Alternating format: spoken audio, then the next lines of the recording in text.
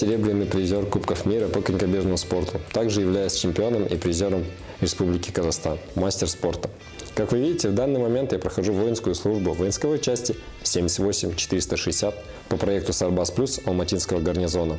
И этот проект дает мне возможности обучиться английскому языку, IT-технологиям, также управлениями дронами. И в свободное время мы можем поговорить с родителями по видеосвязи. Также есть PlayStation, где мы можем психологически расслабиться. Также есть зал, где мы можем потянуть свою физическую форму. Да, конечно, армия – это сложно. Ранний подъем, физическая подготовка, строевая подготовка, стрельбы, полевые выходы и так далее. Но благодаря тому, что я занимаюсь профессиональным спортом 13 лет, для меня это дается легко. Здесь я познакомился с очень хорошими людьми со всего Казахстана. Я делюсь своим опытом, обучаю их некоторым упражнениям своей профессиональной карьеры.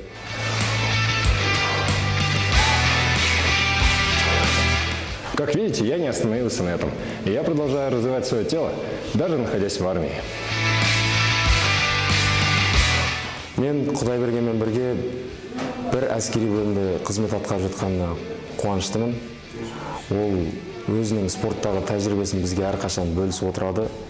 Құдайберген жалпы ол қарапайым, өзінің спортқа деген ынтасы өте зор, және біз оның жетістіктерін бағалаймыз, құрметтейміз. Спорт и армия требуют высокой дисциплины для получения высших достижений.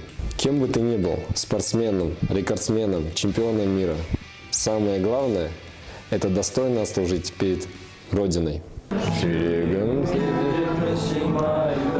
Вот и все, подошел краткий сюжет обо мне. Это проект Сарбаз Плюс. Я горжусь, что служу в рядах вооруженных сил Республики Казахстан.